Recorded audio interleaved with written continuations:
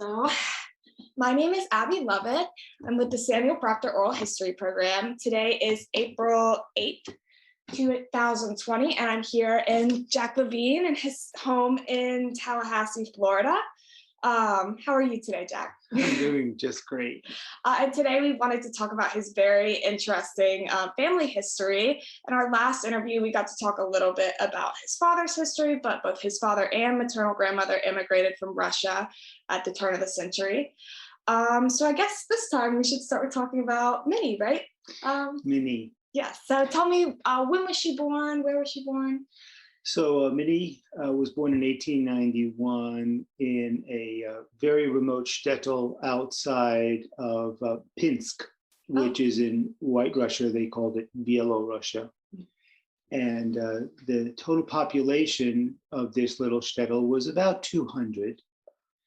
And when she was 7 years old, both of her parents died within 24 hours. It was a virus. They didn't know what happened. Oh. So this was very shocking, of course, and it was her maternal grandparents who raised her. She was basically an orphan. And did they live in the same shtetl? Yeah, they lived in the same shtetl, all around the same little economy. They ate out of the ground, beets and potatoes mostly. We're talking about the poverty existence. If anybody's ever seen the play or the movie Fiddler on the Roof, that is the era and that is the environment. And the girls were not very well regarded. They were basically raised to do the work and have more children. The girls were not educated. It was the boys who got some education from a kind of a traveling rabbi, but the girls were kind of left to their own devices. Did that extend to their religious education as well? What was that like? Yeah, they weren't given any formal education, even religious education. The only thing that would, the exception would be they were taught the laws of kashrut or kosher, how to prepare food. They were basically family servants. Okay. A lot of the girls were just not thought of as equal partners in either the family or the community.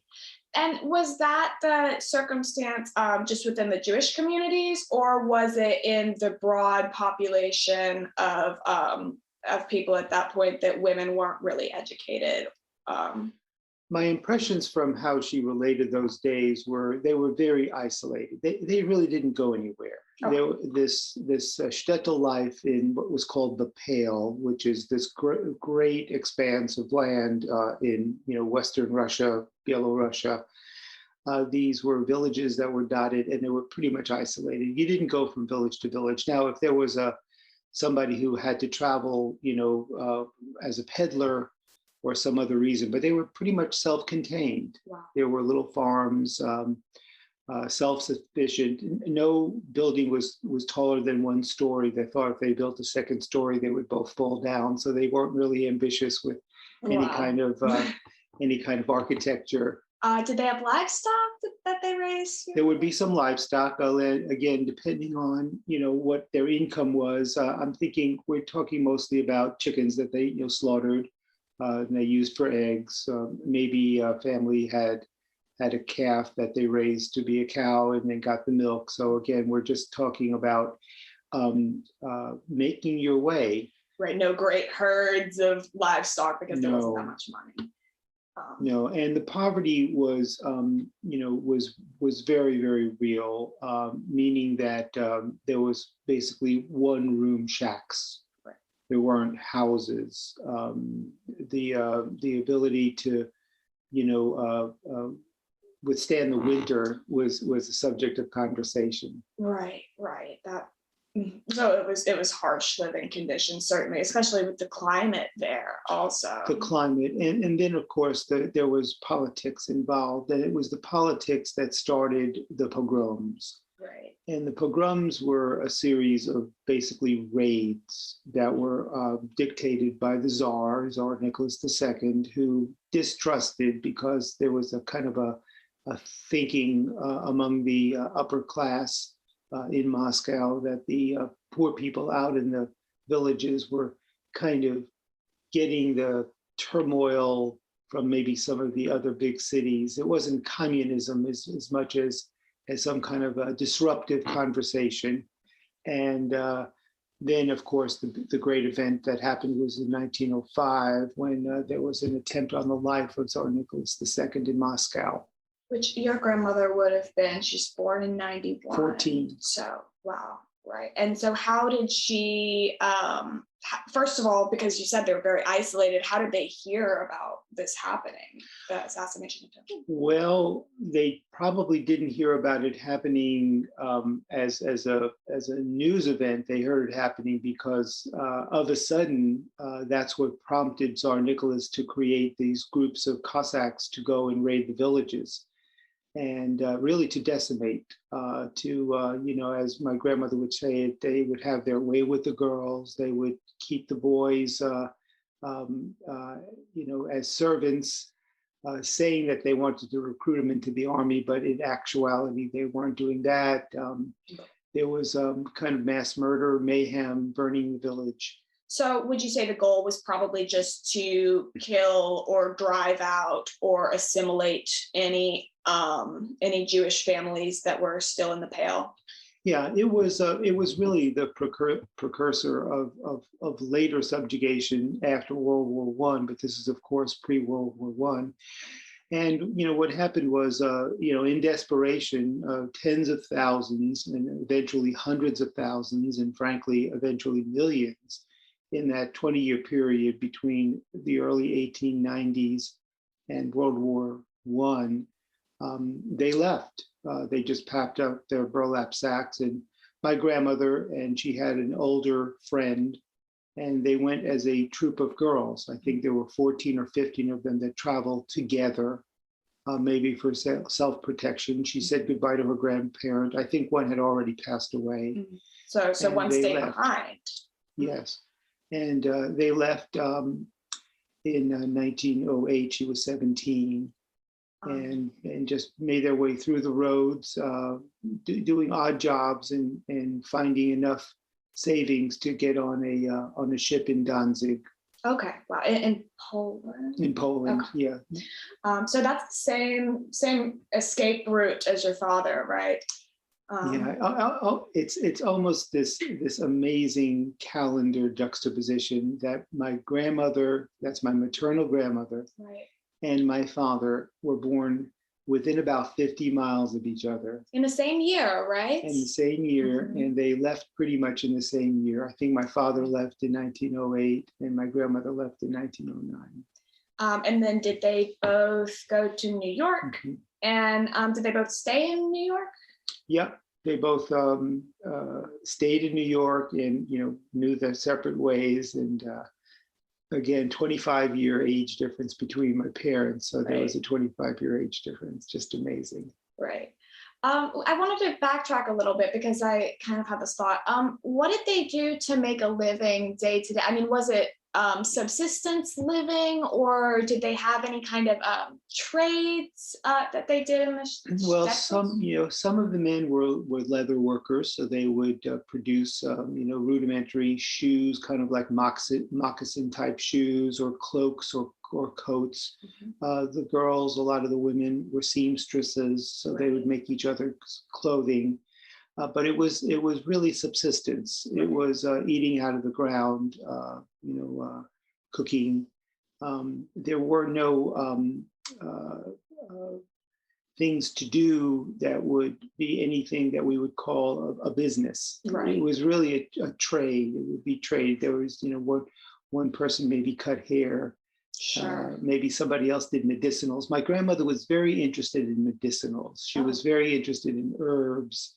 And there was something about not only the cooking, but something about the preparation of herbal medications that was an interest. She found somebody who could teach her to do that. Yeah, I was interested because you said that both of her parents died of a mysterious illness. And so I'm guessing that there wasn't really any kind of medical infrastructure. So maybe that's why she got this interest in medicine.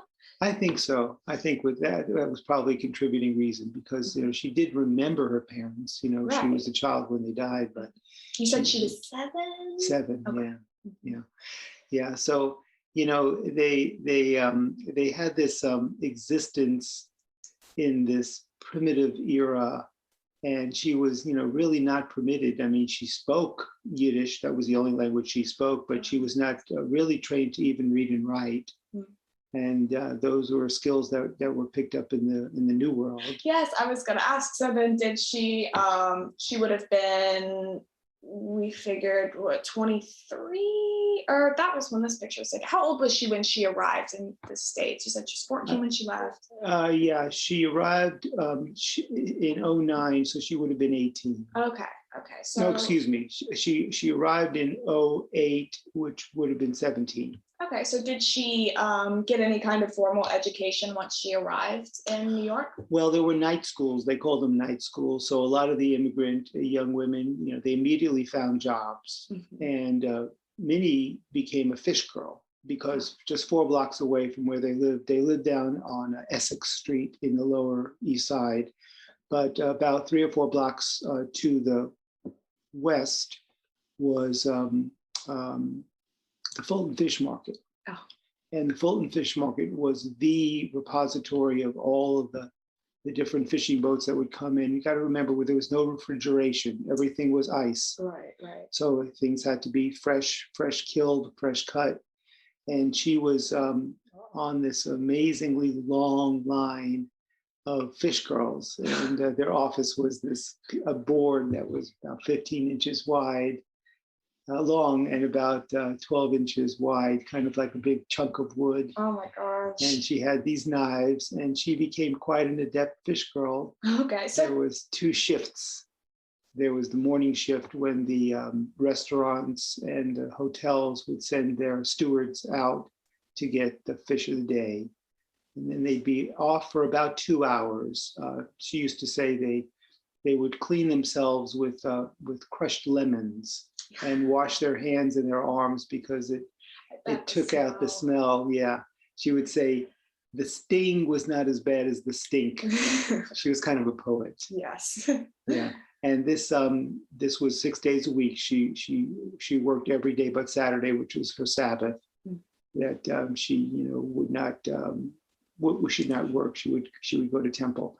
And this fish girl story is a political story because she was invited one day. She must have been just within the first year that she was there, to some kind of meeting. And it was a little bit of a mystery. It was going to be at one of the tenement apartments, but she was enticed to the meeting because somebody promised a freshly baked chocolate babka, which is a kind of a gourmet dessert, chocolate babka. So she gets this invitation, and about 7 or 8 girls were in this circle.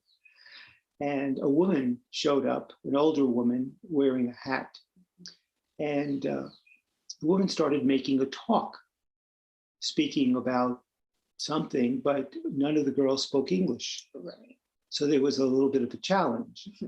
But my grandmother said, the woman was so convincing that whenever she shook her head like this with the big hat, all the girls went like this. And whenever she went like this, well, what she was actually talking about was women's suffrage.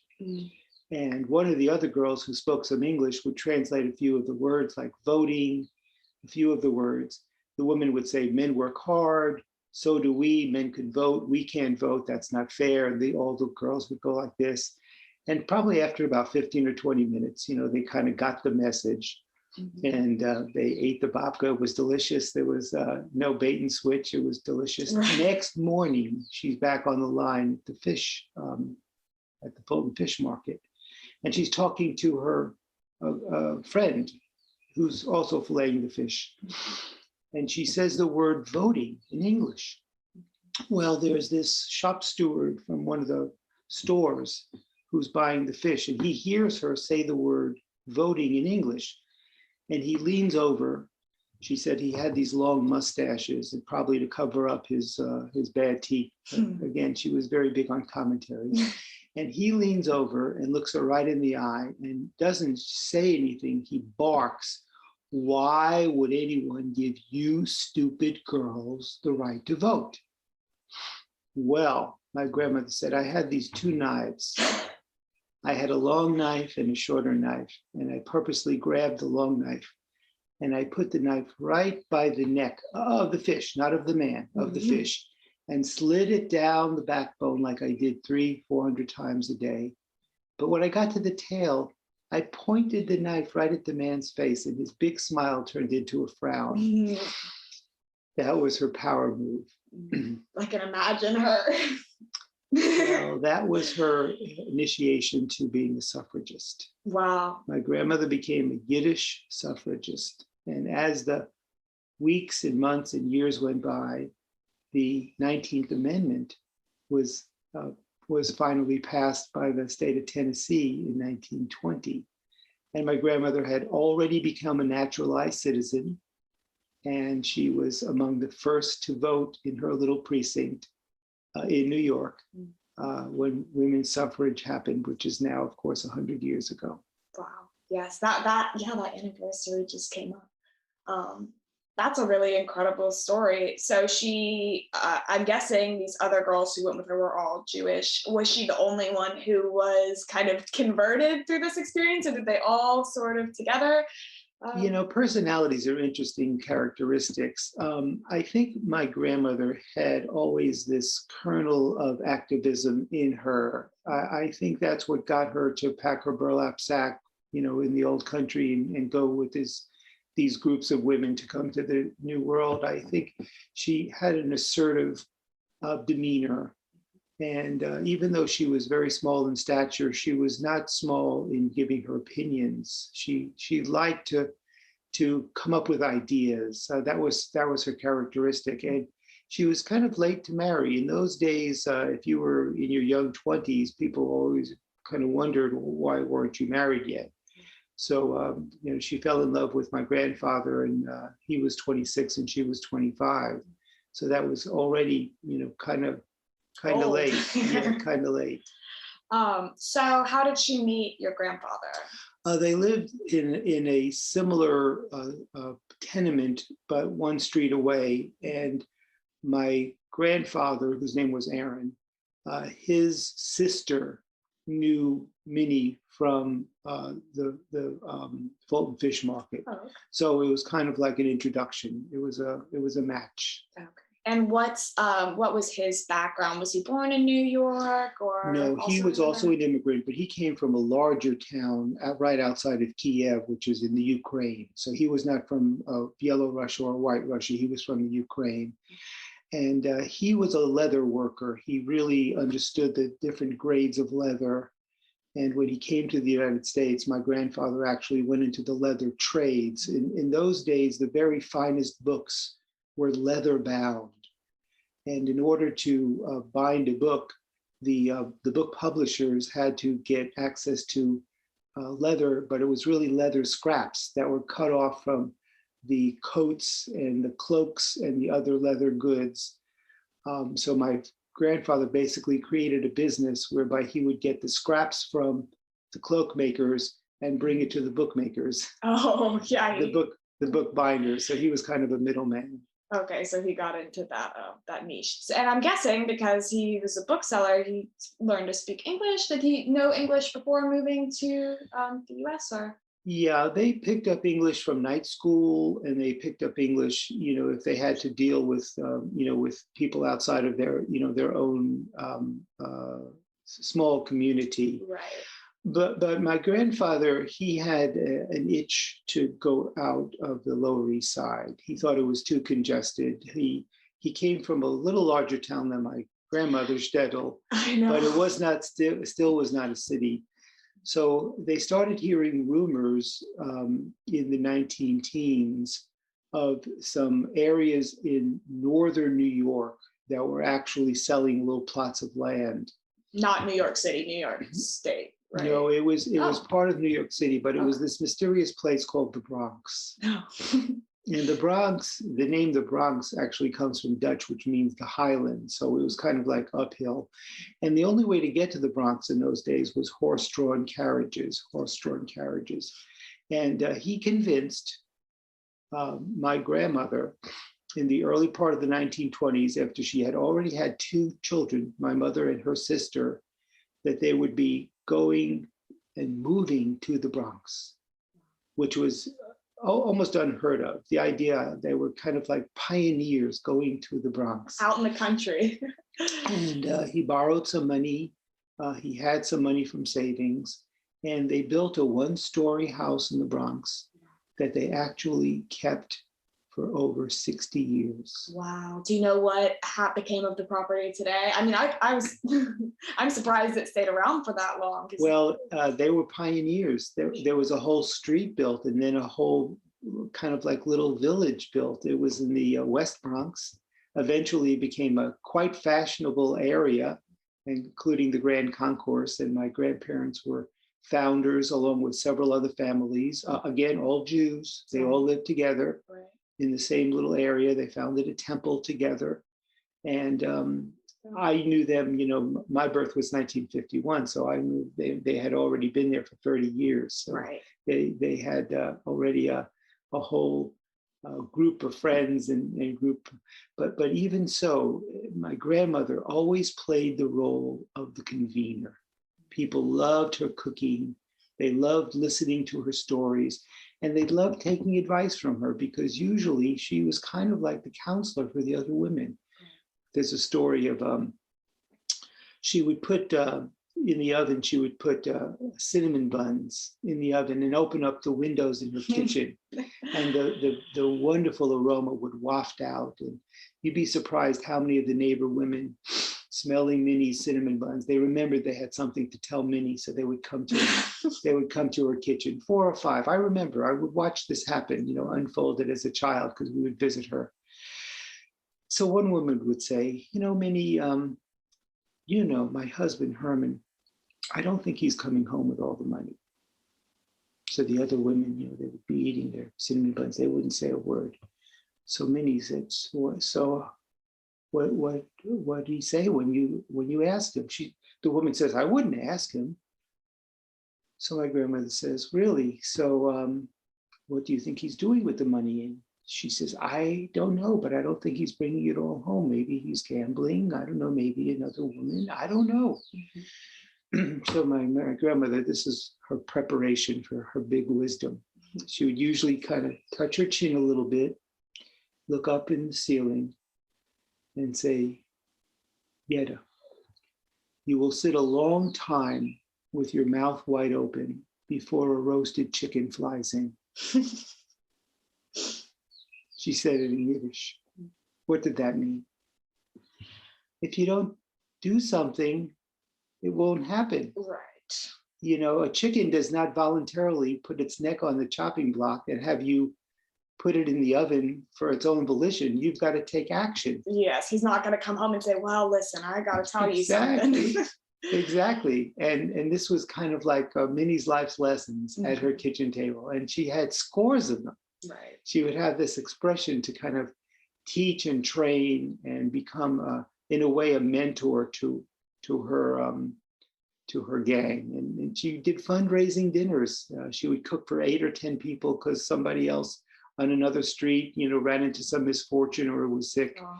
She kind of ran her own foundation. It was kind of the unofficial Minnie Cohen Foundation. Oh, that's so sweet. And so she was trying to just help other people in this little community that they had created. And she kind of became like a matriarch of that. And it must have been so incredible for you growing up with that kind of guidance in your life. Having a wise woman with so much experience and with that spark of activism in her.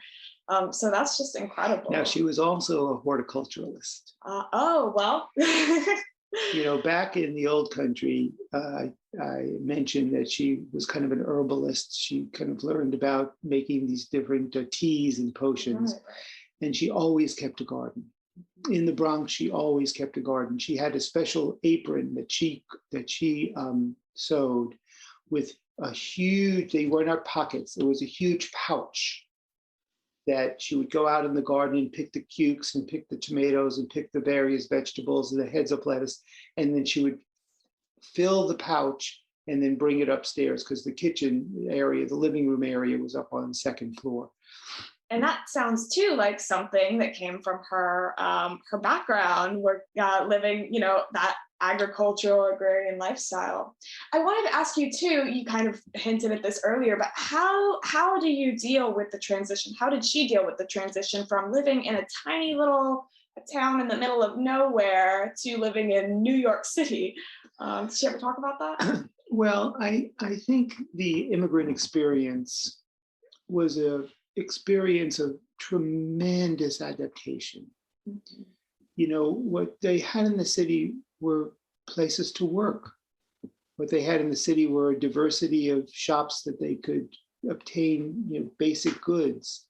So the adaptation from, you know, the basically desolate country life, the rural isolation to the city, of course, there were challenges, you know, and they had to save in order to build up any kind of equity, you know, to move or buy.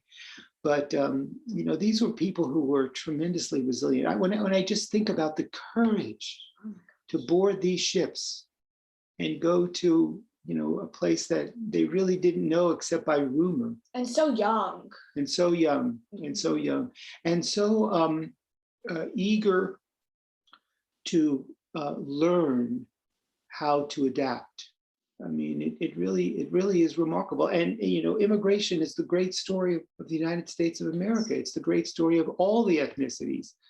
You know, to this day, we have a tremendous challenge, but also great opportunities for all of us. And, you know, every family has its roots in immigration. There's just no doubt about it. It's just a question of which decade, which century it happened. Right, how long ago? Yeah, that's one of the things that makes America such a unique place.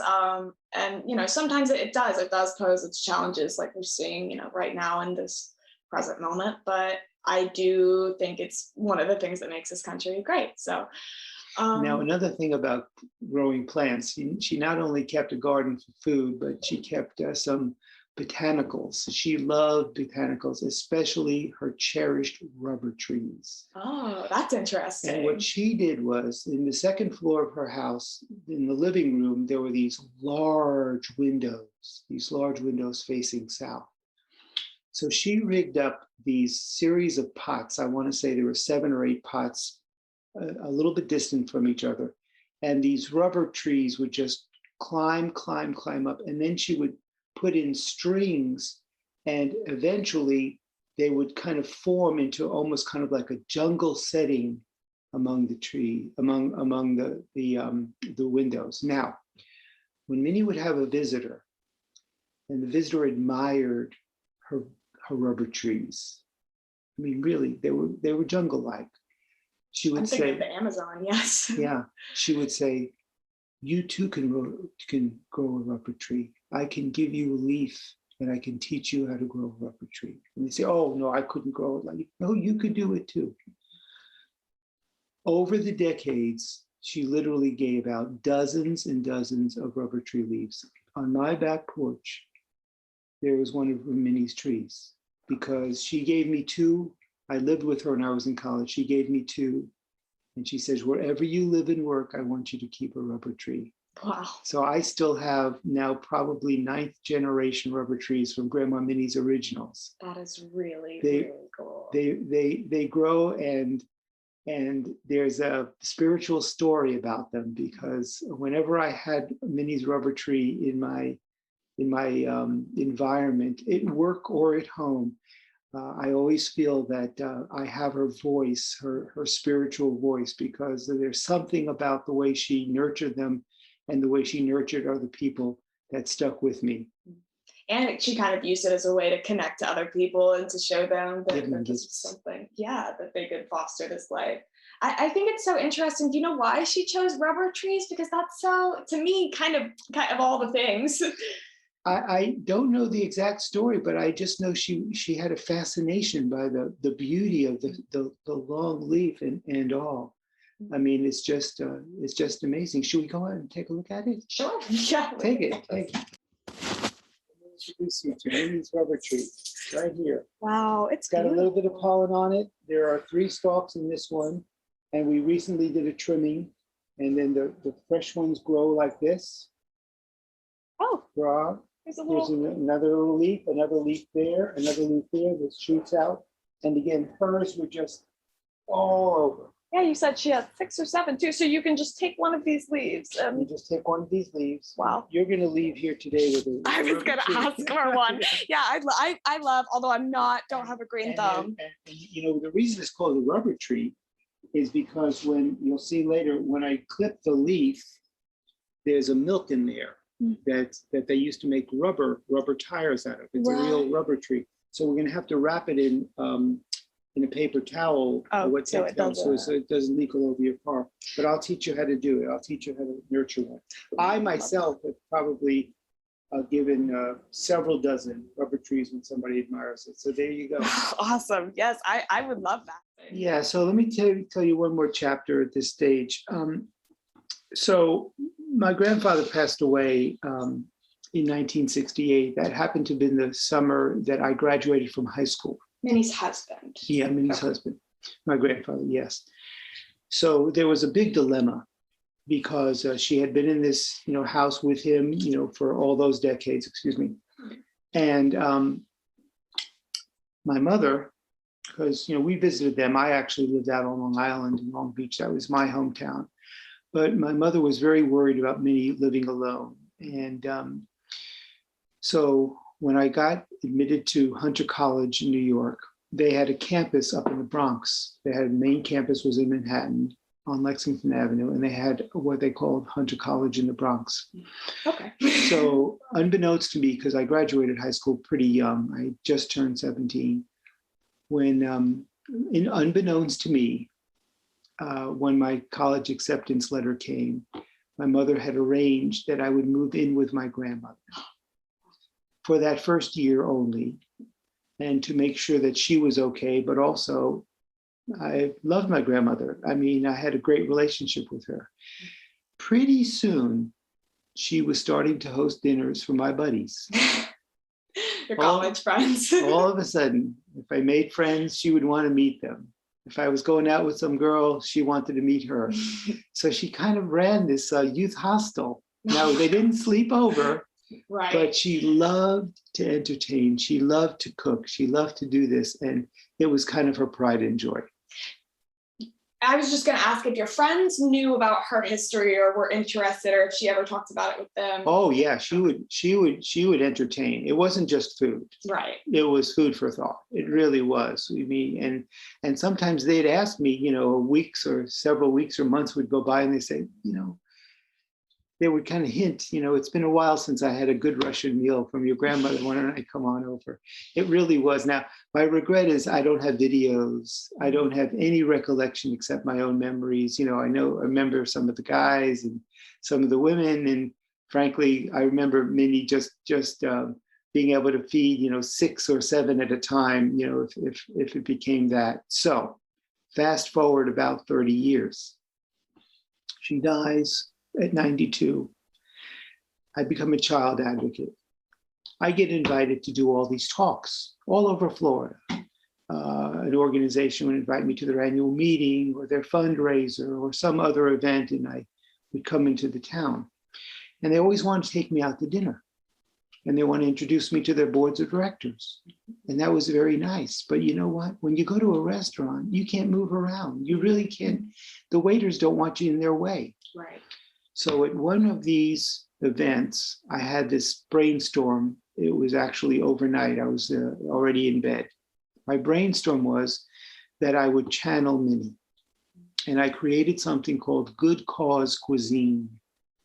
And Good Cause Cuisine was, instead of me going to a restaurant to meet these people, I would cook in somebody's house for their guests. I would do anything depending on the size of the house, from 6 or 8 people up to 20, depending on the size of the house.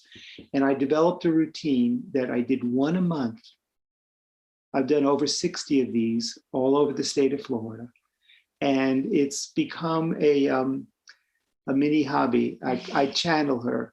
I've got Good Cause Cuisine aprons. I was going to say mini hobby, kind of a double. Mini hobby, yeah, mini hobby. And usually I ask for 1 or 2 volunteers. Sometimes I have a teenager who is part of that family who helps me in the kitchen. And it's been an absolute pleasure. It's been network development, because when you feed people, they remember you, especially if the food is good. And home cooked. It's home cooked, and we always have a program.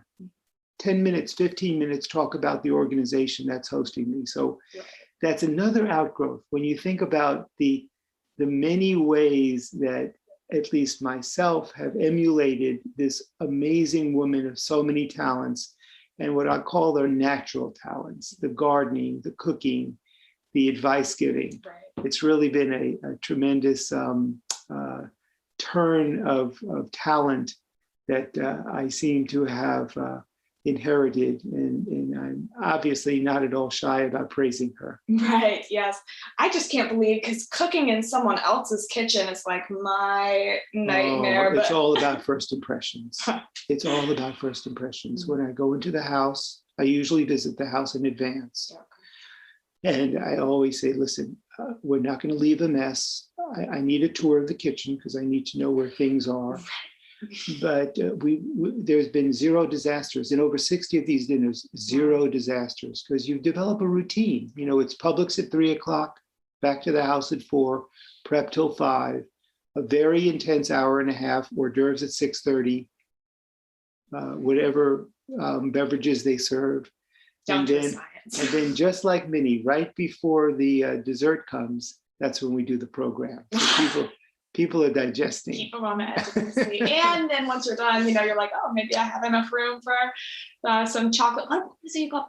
Babka. Babka. I'm guessing that's it's like a coffee cake. Oh. It's a yeast cake. Sounds yummy. Yeah, she was a master at yeast. You know, the challahs, which is the holiday, not only a holiday, but the Sabbath bread. It's a kind of a twist bread, meaning that it has like it's braided. Okay. Oh. That's a yeast bread made with eggs. And then there's babka, and then there's cinnamon rolls. Mm. Oh, yeah, that sounds so good. I have a sweet tooth, so I'd be at every meeting. Yeah, it's an amazing sense of timelessness, because the cooking and the use of recipes and the use of mixture, they really don't change. I mean, you know, we have upgraded some of the production of these raw foods, but the strategies have not changed. And that's one of the reasons I love them so much. Right, and that it's such a part of her cultural heritage, taking this one thing with her, because I'm sure she probably, by the time she left, had a pretty good feel for the cuisine of that area and that traditional kind of food. Yes. Especially, growing it yourself and everything. So did she ever do any more, you said she had this whole botanical interest. Did she ever pursue that in any formal way, or did she ever administer medicine, if you scraped your knee or something? Yeah, I think she had some creams that she had developed, that were not store-bought. Mm-hmm. The role of the housewife, the role of most women over those decades was very, very focused on their own ability, their own interests. She sewed. She had a treadle sewing machine that she kept until she didn't buy an electric one until maybe the 1950s. A treadle machine is basically, it's powered by your feet. Okay, I was going to ask. And that's how the needle works. It's just, it's a treadle machine. You see them in antique stores. I think I have seen some video or something of that being used. She made, pajamas for my grandfather. She made shirts for me. My mother learned sewing from my grandmother. These were all home crafts. These are all homemade things. Now, it's not, you don't have to go back to it to appreciate it. In other words, the appreciation of the creativity and the artistry and the ability to make those things. She knitted so quickly that you would be sitting with her and, maybe watching TV or listening to music. And you just look to your right and you think it's only been 10 or 15 minutes and another 3 or 4 inches of the sweater would be in front of her. Wow.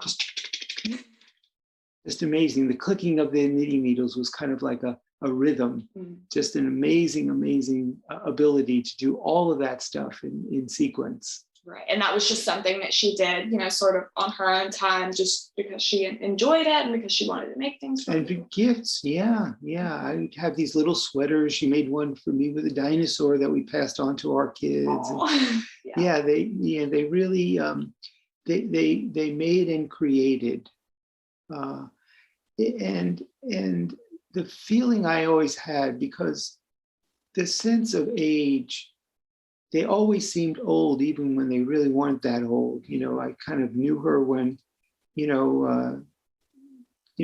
was in her late 40s, early 50s. And, the sense of how we view aging has definitely changed tremendously. Now we have so many active, invigorating, effective 50, 60, 70, 80, 90-year-olds.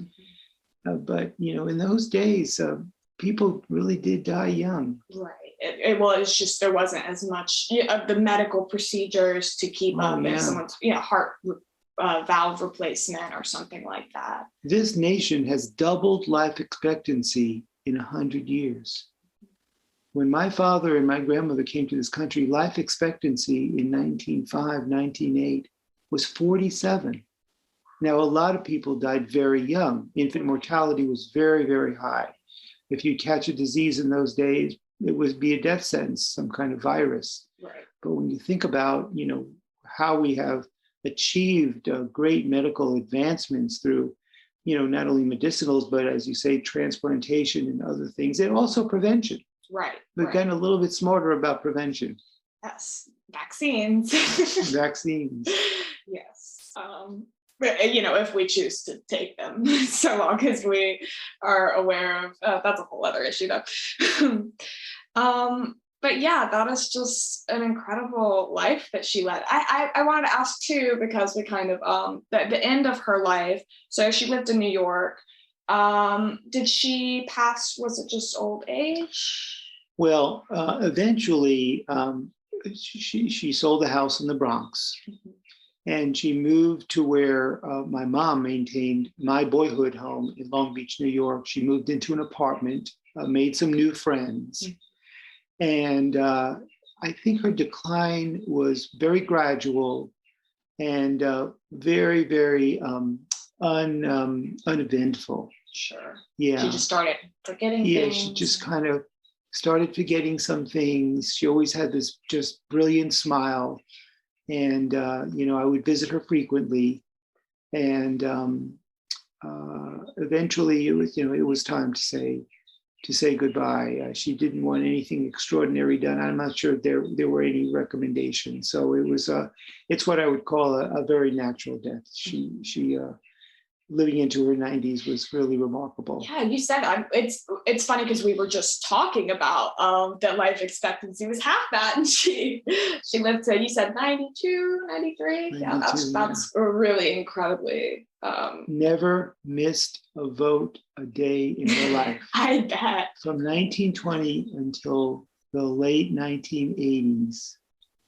Never missed a vote in her life. She would be first one online. She would bring cookies and muffins to give to the poll workers in the Bronx. They knew she was coming. That sacred vote and her ability to overcome that sexism that kept women from the polls, that was a very important lifelong cause of hers, always influencing people to vote.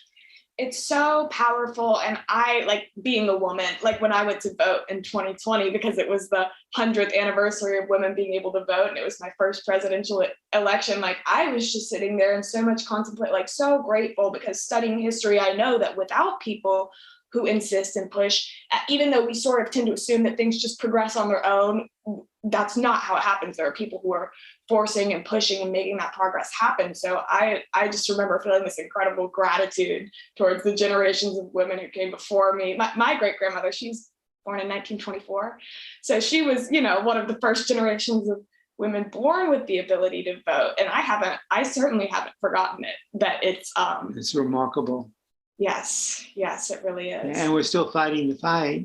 Some of the so-called reforms are not reforms. They are, they're trying to separate the people from their ability to vote. But it's a battle worth fighting, and it will, they will continue to fight. Yes, I've heard about this whole thing with Georgia and then passing laws against giving, grandma water at the polling line. Can you imagine? It's just unspeakable. There's like this meanness about that, to not be able to share water or a pizza. And notice Georgia's the one that you always see having the incredibly long lines. Yeah.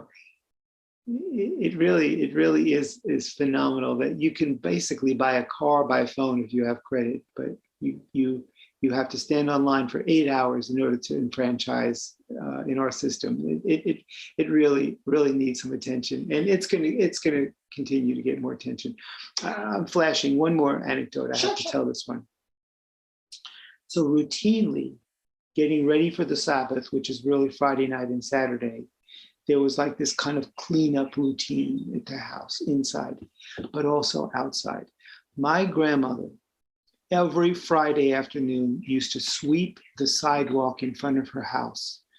From end to end, swept the sidewalk.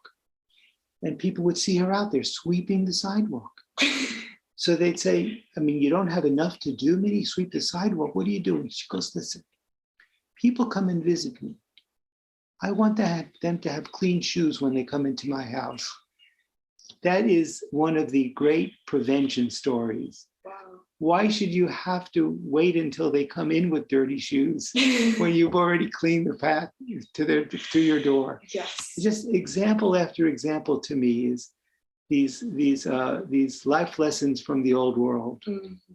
Yeah, she just seems to have this incredible work ethic too. Yeah, and just a people ethic with connecting people wherever she went. Oh wait, you already told me that Aaron, right, had already passed away at that point. So, shall we transition to your father? I think that's going to be another time. Oh, really? Okay. Well, we did already talk about it. It really was your maternal grandmother, because I remember at the end of our last conversation, you were like, oh, and you didn't even ask me about her. And I was like, but we talked for like 2 hours. So I don't know if it's going to play right, but I'll pick up the picture. See what I can do here. 17-year-old Minnie. How can we not show a picture? No, of course not. Let's see if it works. Whoop. There she is, in a borrowed gown with a paper flower. There's Minnie, 17 years old. And that would have been taken in New York. Yeah, taken in the studio. It was a big deal. Right, yes. She's got her fancy dress. And then this one is Minnie and Aaron with my mother in the middle, the oldest sister, and her sister Sophie. My mother's name was Ruth and Sophie. So that's the family picture. And it's been up in my wall ever since I inherited these from my grandmother. And we made copies for all the family members. Awesome. Wow. Are those the original frames? Originals? Wow. Yeah, these are the original frames. Yeah, gold. I love an old picture frame. Mm-hmm. Grocery store bag. Yeah, I figured that was maybe not original, but oh wow, really cool. Well, thanks. Yeah, well, we'll get back together. Sure. Yes, you just our infinite mine of knowledge, so I could sit here and talk to you all day. Plus, I'm so interested in. I didn't get very much Jewish history because I didn't really know any Jewish people growing up in Pensacola. I knew a few people who would say I'm ethnically Jewish, but I don't really practice. But until I moved to Gainesville, and then suddenly when I moved to Gainesville, I met so many fellow students who are Jewish. There are different divisions of Judaism, Yes. So it's not like, this monolith. There's the Orthodox, there's the Conservative, there's the Reform. I mean, there are the ultra-Orthodox, who practice, almost exactly as they did in the old country, the Hasidic Jews. It's fascinating. It is so interesting. Okay, you can knock that. I will sign off. I'll show you a couple of other things real quick before I